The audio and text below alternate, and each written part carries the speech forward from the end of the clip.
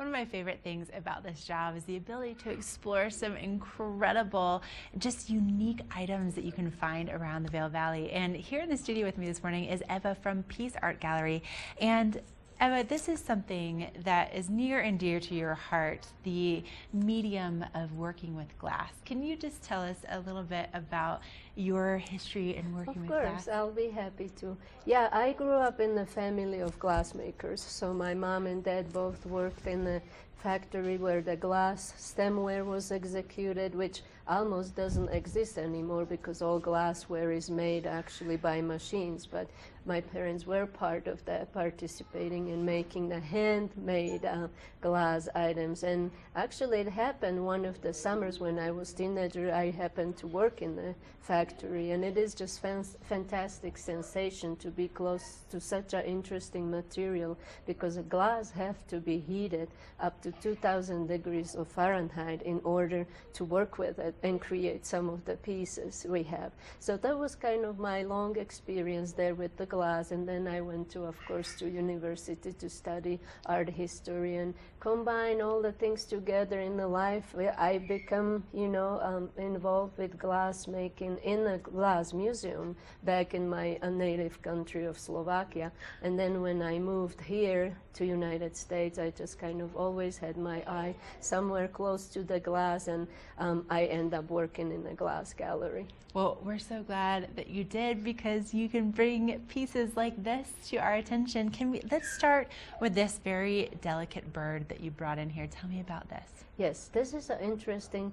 We already mentioned the variety of glass being able to be transformed in so many different forms. And this is one of the techniques which is called lamp working. So artist actually works with the very thin tubular glass pieces, and then he is able to blow and heat them up and create all the you see in the bird there. It's colored glass powders, so nothing in there is painted. It's very light, very delicate, and you are able, with this art form, you are able to create very detailed little pieces. Oh my gosh, I love, we could just talk about that one all day, but let's move on to this stunning bear here. This is just gorgeous. Yeah, and that is just other form of glass making, glass sculpting. So the glass is much harder than the glass which made that little bird. This one is really truly 2,400 degrees of Fahrenheit, and the artist's skill is actually, with his skill, he is able to sculpt these wonderful little details. And the little detail right here, those are again glass powders. This is heavy and kind of a solid object, and we can kind of show two sides of it. It's quite attractive, and light really affects the glass because it's transparent. So it's always nice to have a light exposure to glass pieces we have, either natural or artificial. Oh, love it. And then I think you have definitely been experiencing some of these cooler mornings that we have.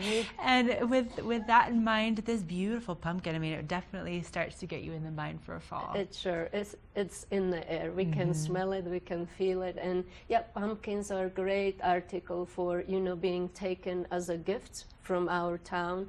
And I do have a great selection of different colors, different sizes. And I thought whole of this theme is very nature-like. It's where we live. We have birds, we have bears, we have maybe not that many pumpkins, but we can have them in glass in our house. Oh, I love it. So tell us where you're located and where your hours are. We are on East Meadow Drive, right sandwiched between Pazzo Pizzeria and La Tour Restaurant, so everybody can find us. It's 122 East Meadow Drive if now somebody needs to put it in their iPhone.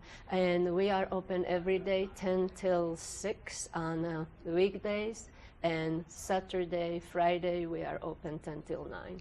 Perfect. So plenty of time to go in and explore and just linger, what you'll want to do, because the detail is phenomenal. Well, Eva, thank you so much for coming on and sharing with us this morning. Yes, absolutely love it. Coming up next, Ty has a look at your local weather forecast, and we'll be talking about some of those chillier morning temperatures right after this.